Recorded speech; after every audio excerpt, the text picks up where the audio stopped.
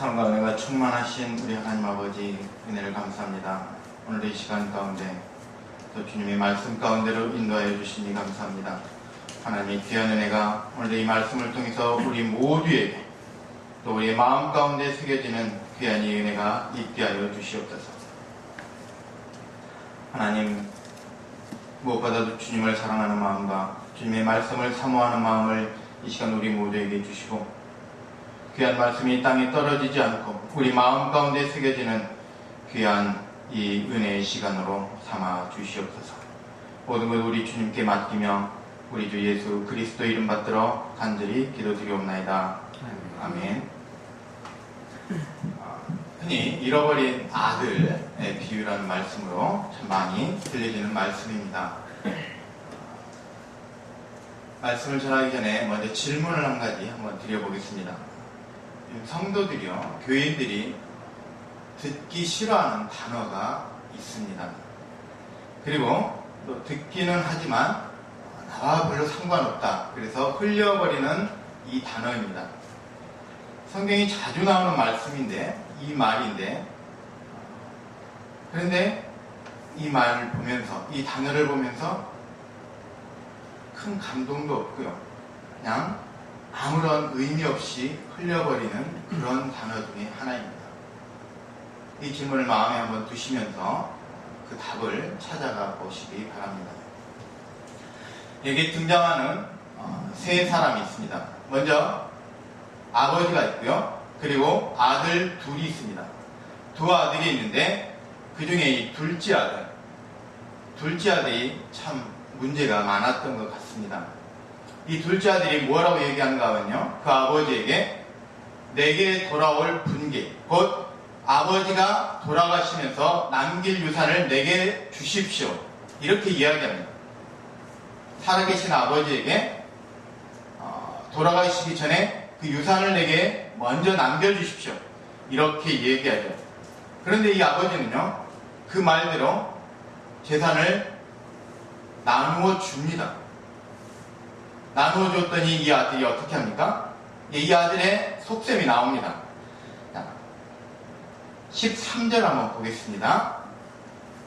그 후 며칠이 안 되어 둘째 아들이 재물을 다 모아가지고 먼 나라에 가 거기서 허랑방탕하여 그 재산을 낭비하더니, 여기서 보시면 좀 놓치기 쉬운 단어가 있는데요, 재산을 다 모아가지고 갔다, 이 다라는 말과 먼 나라에 먼이라고 하는 두 단어를 한번 보십시오.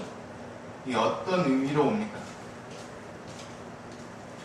아마 이 말씀을 이렇게 쭉 보면 어떤 느낌이 오는가 하면, 이제 이 아들이 절대로 돌아오지 않겠구나, 아예 오지 않을 작심을 하고 있구나, 그것을 우리가 이 말씀에서 좀 느껴볼 수 있습니다. 모든 것을 다 모아가지고 아주 멀리 갔습니다. 왜 이 아들은 멀리 갔습니까? 아버지 그늘에서 벗어나고 싶었던 모양입니다. 그래서 떠났습니다. 그리고 나서 어떤 일이 생깁니까? 그런데요, 이렇게 떠난 아들이 잘 되지를 못합니다. 그 재산이 얼마나 됐는지는 모르겠지만 그 재산 금방 다 탕진하고 그리고 빈털터리가 됩니다. 엎친 데 덮친 격으로 그 땅에 또 흉년이 듭니다. 이 아들이 먹고 살 길이 없습니다. 그래서 결국에는 돼지 치는 일을 합니다. 먹을 것이 없어서 돼지가 먹는 그 열매를 따 먹으면서 그 목숨을 연명해 갑니다. 여기까지 오니까 이 아들이 어떤 마음이 드는가 하면, 내가 잘못했구나, 내가 이러면 안 되는데, 내가 정말로 죄를 지었구나, 이것을 깨닫습니다. 그래서 17절 보니까 이에 스스로 돌이켜, 이 부분이 참 중요합니다. 스스로 돌이켜. 그래서 다시 아버지에게 돌아가겠다. 처음에 나올 때는, 그 많은 재산을 가지고 나올 때는 절대로 돌아오지 않겠다라는 그 마음으로 갔는데, 그 자신의 모습을 돌이켜보니까 돌아가지 않으면 안 되는, 돌아갈 수밖에 없는 자신의 처지를 보면서 자신의 죄를 깊이 깨닫습니다. 이것을 우리는 회개라고 합니다. 여기서 이 아들이 회개할 마음이 생깁니다. 자신을 돌이켜보는 것, 자신의 모습을 볼 수 있는, 사실은 이게 큰 은혜입니다. 우리가 우리 모습을 볼 수 있다는 것, 우리의 행위를 볼 수 있다는 것, 이건요, 하나님이 주시면, 하나님이 주시지 않으면 이런 마음을 품을 수도 없고, 이런 마음이 들었을 때 바로 이것이 우리에게 회개의 사인입니다. 그래서 어떻게 합니까? 그가 이에 스스로 돌이켜 이르되 내 아버지에게는 양식이 풍족한 품꾼이 얼마나 많은가. 나는 여기서 주려 죽는구나.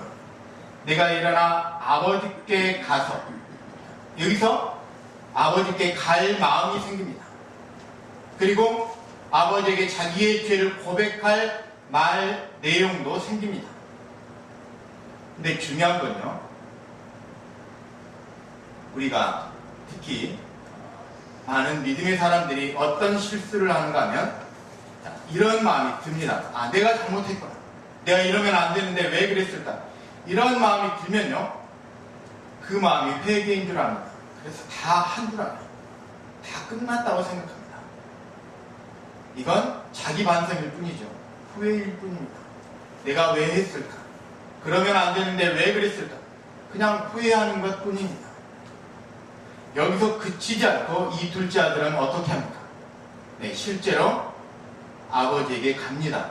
집으로 다시 돌아갑니다. 그리고 자기가 하고자 했던 말, 곧 자기 잘못을 아버지에게 고백합니다. 여기까지 다다랐을 때 이게 바로 회개입니다. 돌이켰다라는 것이죠. 그 마음을 돌이키고 그 행위를 돌이키고 그가 있던 곳에서 원래 있었던 곳으로 돌아가는, 있어야 될 그 자리로 돌아가는 것, 이것이 바로 회개입니다. 마음과 행위가 온전한 모습으로 돌이켜지는 것, 이게 바로 회개입니다. 둘째 아들은 아버지에게 갑니다. 여기서 회개가 이루어졌습니다. 근데 이 아들 얼마나 자기 반성을 잘했는지요. 뭐라고 얘기합니까? 내가 이제는 더 이상 아버지의 아들이라 불려지기를 감당하지 못하겠습니다. 나를 아버지의 종과 같이, 그 종의 한 명과 같이 나를 여겨주십시오. 이렇게 얘기합니다. 철저하게 낮아지는 거죠. 주인집 아들이 종이 되겠다라고 이야기합니다. 그런데 그 다음에 아버지는 어떻게 합니까? 그 말대로 그 아들을 종으로 여깁니까? 아니요, 그렇지 않습니다. 22절 이하에 쭉 보시면 이 아들에게 좋은 옷을 갈아입힙니다. 신발을 신깁니다. 그리고 손에 가락지를 끼워주고요, 큰 잔치를 열어줍니다. 이게 아버지가 그 아들에게, 회개하고 돌아온 아들에게 베풀어준 은혜입니다. 우리가 왜 회개라고 하는 말, 이 말이 얼마나 은혜로운 말인데 왜 이 말을 싫어할까요? 왜 오래된 성도들일수록 이 회개하라고 하는 이 말을 듣기 싫어합니까? 그러면 우리가 한번 경험으로요, 지금까지 신앙생활을 했던 경험으로, 우리가 언제 회개하라는 말을 하게 되고 언제 이 말을 듣게 됩니다. 요즘 보니까 이 회개하라는 말을 남을 정죄하기 위해서 이 말을 합니다. 다른 사람을 비난하기 위해서 회개하라, 이런 말을 합니다. 오히려 강단에서는 회개하라는 말이 점점 사라지는데 성도들 간에 다른 사람을 비난하기 위해서 회개하라는 이런 말을 합니다. 내게 적용하는 것이 아니라 남에게 적용한다. 남에게 적용한다는 것은 무엇입니까? 나는 회개할 필요가 없는 거고요, 나는 할 필요 없는데 너는 해야 된다. 그래서 다른 사람을 향합니다. 이 회개하라는 말. 그러다 보니까 이 말이 너무나 부정적으로만 여겨집니다. 그리고 또 한 가지는 어쩌면 우리가 오랜 시간 동안 신앙생활을 하면서 이 회개하라는 말을 아마 많이 들었을 겁니다. 그러다 보니까 어느 순간부터는 이 말이 나와는 상관없는 말처럼 들립니다. 나는 다 했으니까 이제 교회 온 지 얼마 안 되는 새 신자들에게 하는 말이구나, 나하고는 상관없구나, 이렇게 여기면서 이 말을 그냥 흘려버립니다. 그런데 복음서에서부터 쭉 보시면 예수님이 오셔서 제일 먼저 뭐라고 말씀하셨는지를 한번 생각해 보십시오. 그 첫 단어가 바로 회개하라입니다. 예수님이 오셔서 첫 말씀이 바로 회개하라, 이 말씀이에요. 어쩌면 우리가 예수님 말씀처럼 살지 못하는 건요, 예수님의 첫 번째 설교, 첫 번째 그 말부터 우리가 어쩌면 그것을 무시하고 살기 때문에 뒤의 말씀도 사실은 제대로 들려지지 않습니다. 제일 중요한 말씀, 회개하라, 여기서부터 시작합니다. 오늘 이 말씀이 우리 마음 가운데 깊이 울려질 수 있기를 간절히 축원합니다. 여기서 이제 둘째 아들의 문제는 어느 정도 끝났습니다. 둘째 아들은 어떻습니까? 그가 죄 지은 줄 압니다. 잘못한 줄 압니다. 그래서 돌아왔습니다. 누가 봐도 이 둘째 아들은 심각한 죄를 지었습니다. 돌아왔습니다. 돌아왔다는 건 무엇입니까? 그것을 깨달았다는 거죠. 그리고 그것을 고쳐 잡고자 하는 마음이 있었다는 겁니다. 돌아와서 회복되고 용서받고 이것으로 끝납니다. 그런데 또 한 사람이 여기 있죠. 큰아들입니다. 이 큰아들은 어떤 사람입니까? 이 큰아들은요, 그 스스로 생각할 때 아버지의 말을 참 잘 들었던 사람입니다. 아버지 말씀을 참 순종을 잘했습니다. 그리고 아침부터 저녁까지 늘 열심히 일하던 사람입니다. 마치 종인지 아들인지 구분이 되지 않을 정도로 열심히 일했던 사람이 이 첫째 아들입니다. 겉으로 보기에는 아무 문제가 없어요. 누구도 그가 잘못했다고 하는 사람이 없습니다. 그런데 이 말씀을 쭉 보다 보니까 이 사람, 큰아들에게 보여지는 문제가 있지요. 28절 말씀 잠깐 봅니다.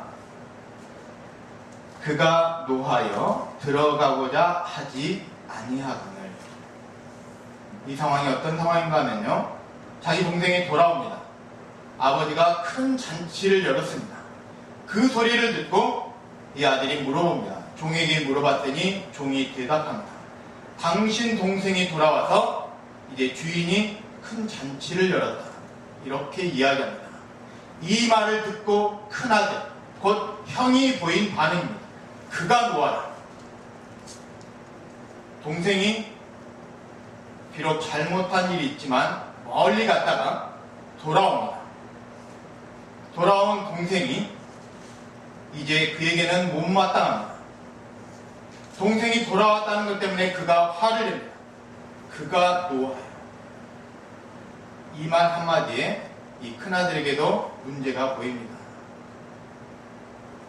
아마 이 부모와 형제 간의 차이인 것 같습니다. 이 아버지는 아들이 돌아왔을 때 뭐라고 얘기하는가 하면요, 이 아들이 죽었다 다시 살아났다, 이렇게 이야기합니다. 그런데 이 형은 뭐라고 얘기하는가 하면요, 그 아버지에게 하는 말입니다. 30절이요. 자기 동생을 평가하는 말이죠. 아버지의 살림을 창녀들과 함께 삼켜버린 이 아들이 돌아오네. 자기 동생을 이렇게 평가합니다. 아버지의 살림을 창녀들과 함께 삼켜버렸다. 그 아버지의 재산을 다 날려버렸다. 그 재산을 다 낭비했다는 것을 이렇게 말합니다. 물론 이 말이 틀린 말은 아닐 겁니다. 이 큰아들에게 중요한 건 무엇입니까? 낭비된 아버지의 재산이 그 동생의 목숨보다 훨씬 더 중요했던 모양입니다. 그 아들이 동생이 돌아오니까 그가 화를 냅니다. 왜 돌아왔냐 이거죠. 이게 큰아들의 문제입니다. 하다못해 그가 밭에서 돌아오기 전까지는 자기 동생이 돌아온 줄도 몰랐습니다. 그 아버지와 대화도 없었다는 겁니다. 비록 같은 집에서 생활하고 같은 공간에서 활동을 하지만 그 아버지와 이 큰아들에게는 보이지 않는 담이 있었던 모양입니다. 가족이지만 가족답지 않은 어떤 이런 모습들. 큰아들은 누구입니까? 큰아들은 어떤 사람을 대표합니까? 15장 1절과 2절 앞부분의 말씀에 보시면 이 큰아들의 이 대표하고 있는 건 바로 이 바리새인과 서기관들입니다. 우리는 성경을 보면서 이 바리새인과 서기관을 참 부정적으로 여깁니다. 참 좋지 않게 여기죠. 이 큰아들이 바로 바리새인과 서기관입니다. 사실은요, 이들은 겉으로 보기에는 아무런 문제가 없는 사람이에요. 신앙생활 참 열심히 합니다. 하나님 말씀을 그 목숨 내놓고 열심히 읽습니다. 그리고 적어도 남들 보기에는 그 말씀을 지키면서 살아갑니다. 얼마나 거룩합니까? 남들 보기에는 아무런 문제가 없던 사람입니다. 그런데 그 속에 있는 마음을 입으로 표출했더니 그 감추어져 있는 모습을 봤더니 너무나 심각하더라는 겁니다. 아버지는 죽었다 살아온 동생이라고 이야기하는데 그 동생을 그가 돌아온 것을 가지고 그 형은 화를 냅니다. 그가 노하여 재산을 다 탕진하고 돌아온 동생을 향해서 그가 보인 반응은 화를 내는 이거였습니다. 그래서 우리나라에도요, 이 기독교가 들어온 지가 100년이 훨씬 넘었습니다.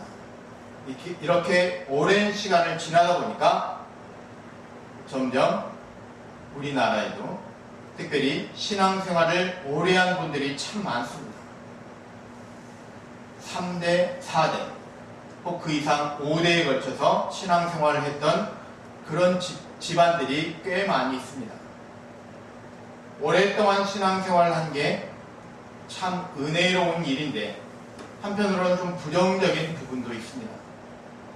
뭔가 하면요, 점점 우리의 모습이 오랫동안 신앙생활을 했던 그 사람들의 모습이 마치 우리가 성경을 보면서 절대로는 본받아서는 안 되는 이 바리새, 서기관, 이 사람들의 모습을 우리가 쫓아간다는 겁니다. 우리가 신앙생활 오래 한 것이 물론 좋은 일인데 여기에 보이는 드러나지 않는 함정도 있다는 겁니다. 분명히 있습니다. 우리는 어떤 것을 가지고 자기의 신앙을 자랑합니까? 교회 예배에 안 빠지는 것, 주일 성수 잘하는 것을 굉장히 열심히 지키는 분들이 있습니다. 공예배 기도의 시간 안 빠지는 것을 자랑 삼아 여기며 또 그 시간을 지키려고 열심히 하는 분들도 있습니다. 교회 봉사 열심히 하는 분들도 참 많지요. 이런 것 자체가 문제는 아닌데 마치 그걸 가지고 자기의 의냐, 자기의 업적인 양 드러내는 사람들이 있습니다. 그리고 이건 해도 되고 이건 하면 안 된다.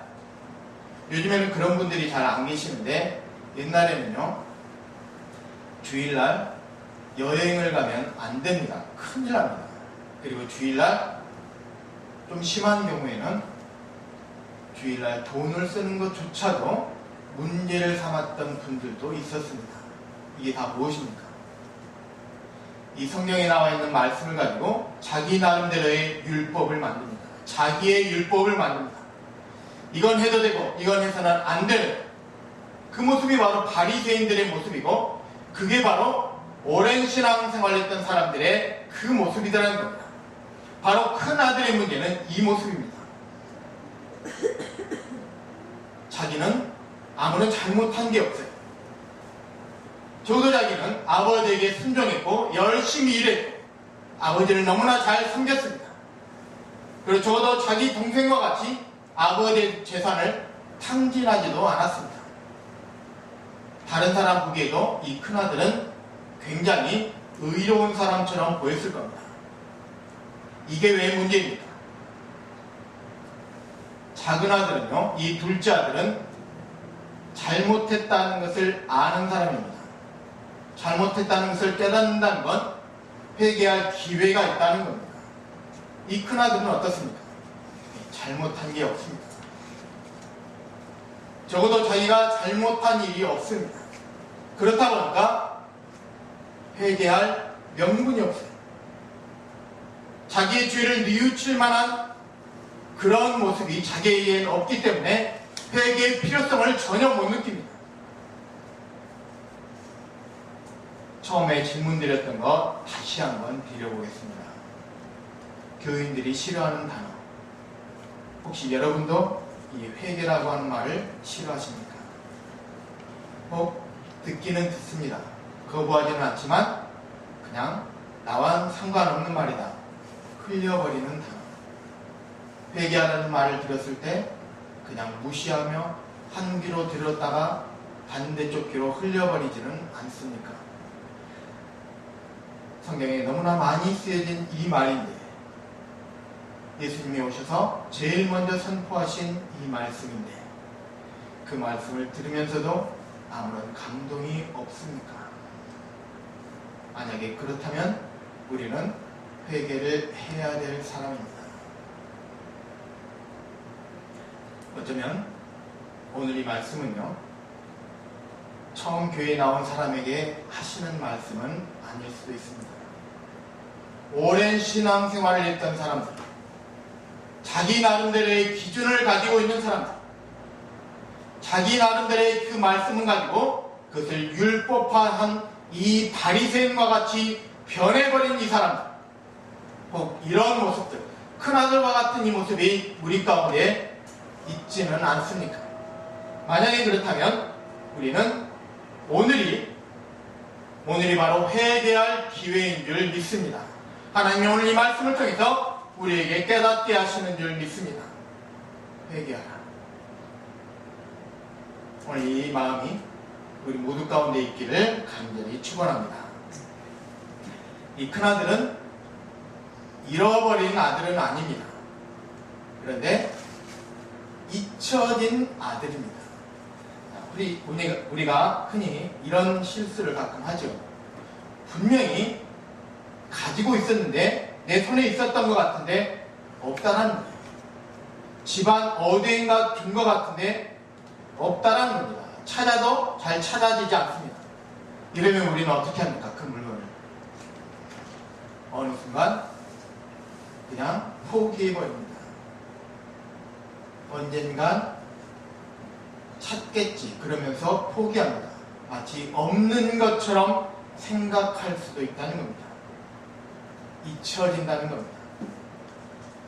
우리가 이 큰아들과 같은 모습의 신앙생활을 하고 있다면 우리는 잃어버린 아들은 아니기 때문에 돌아올 필요가 없습니다. 곧 회개할 필요가 없습니다.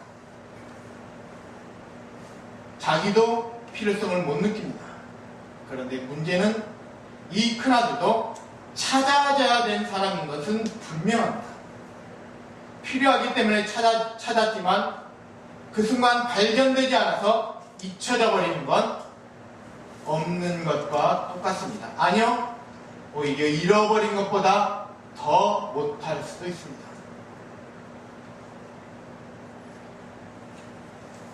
여러분은 이 주일날 예배에 나오실 때 어떤 마음으로 나오십니까? 예배가 기쁨이 있습니까? 예배가 기다려집니까? 아니면 안 지키면 안 되니까, 주의를 어기면 안 되니까, 마치 벼락 맞을까봐 주일날 나오고 계시지는 않습니까? 하나님이 오늘 어떤 말씀을 내게 해주실까? 그 말씀을 사모하는 마음으로, 하나님의 말씀을 내 마음 가운데 담고자 하는 그 마음으로 주일날 하나님의 말씀을 대합니까?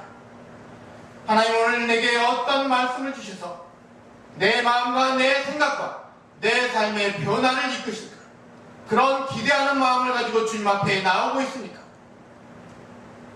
내게 필요한 것, 내게 원하는 것, 혹 지금 당장 필요하진 않더라도 내가 하나님 앞에 기도할 마음이 있어서 늘 기도하십니까? 하나님의 얼굴을 뵙고자 하는 그 마음 가지고 주님 앞에 기도하십니까? 말씀이 점점 지겨워지고 기도하는 게 점점 어려워진다면 바로 이 큰아들의 모습이 내 모습일 수도 있다는 것이죠.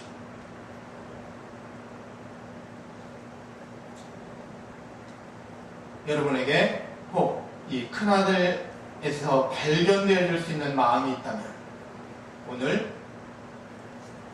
그 가운데 여러분 마음 가운데 하나님이 여러분 스스로를 돌이킬 수 있는 마음 주시기를 간절히 축원합니다.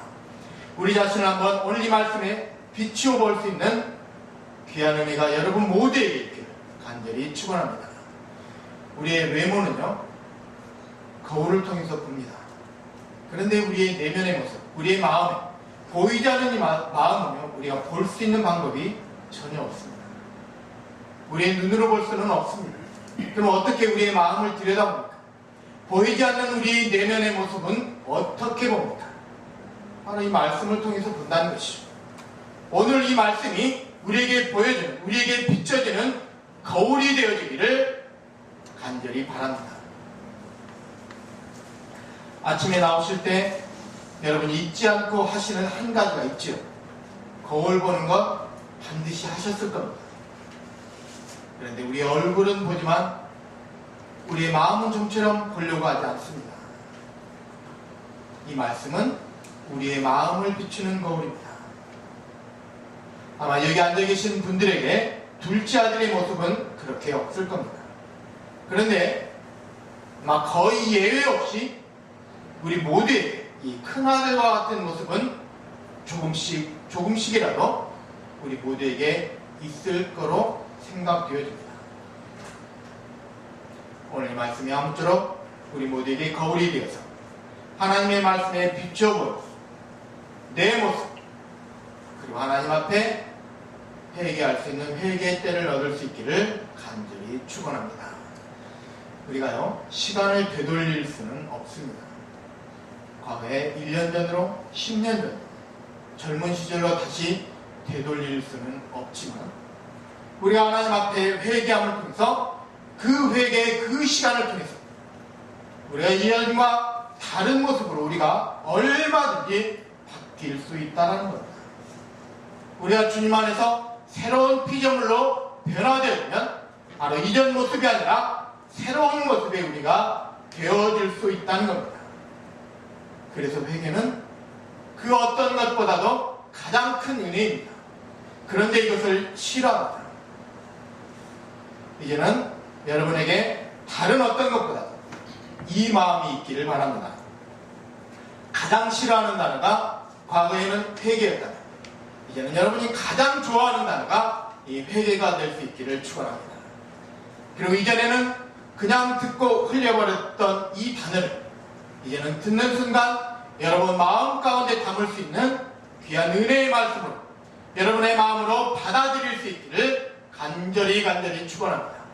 그리고 더 나아가서 이 말씀을 통해서 우리의 모습을 다시 한번 돌이켜보면 우리의 모습 하나님의 거울이 이 하나님의 말씀을 통해서 변화시킬 수 있는 귀한 은혜가 우리 모두에게 있기를 바랍니다.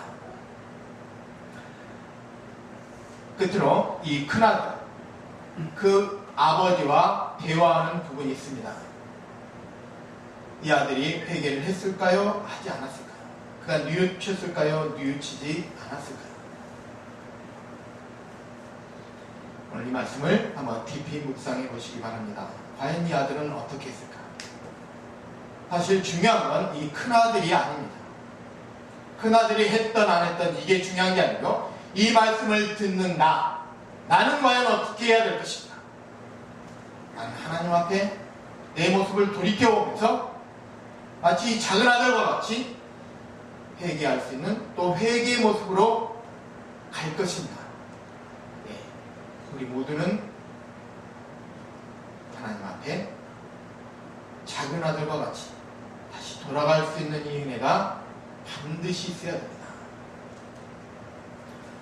오랜 신앙생활이 축복이 되기 위해서는요, 우리가 이 회개하는 것을 무시해서는 절대로 안 됩니다. 하나님 앞에 우리를 돌이키는 이 돌이킴의 시간이 우리에게서 사라져서는 절대로 안 됩니다. 우리는 하나님 앞에 늘 우리 자신을 비춰보면서, 하나님의 말씀 가운데 우리를 비춰보면서 우리를 돌이킬 수 있어야 됩니다. 바로 회개의 은혜가 늘 있어야 됩니다. 오늘 이 은혜를 주시기를 주님의 이름으로 간절히 축원합니다.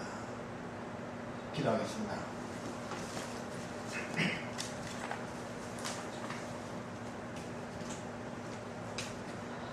하나님 아버지, 오늘 이 말씀을 통해서 우리의 모습을 한번 비추어봅니다. 하나님, 무엇보다도 우리가 하나님 말씀을 통해서 우리 자신을 바라보며 우리의 죄악된 모습을 바라보며 그 모습을 바꿀 수 있는 귀한 은혜가 있기를 간절히 소망합니다.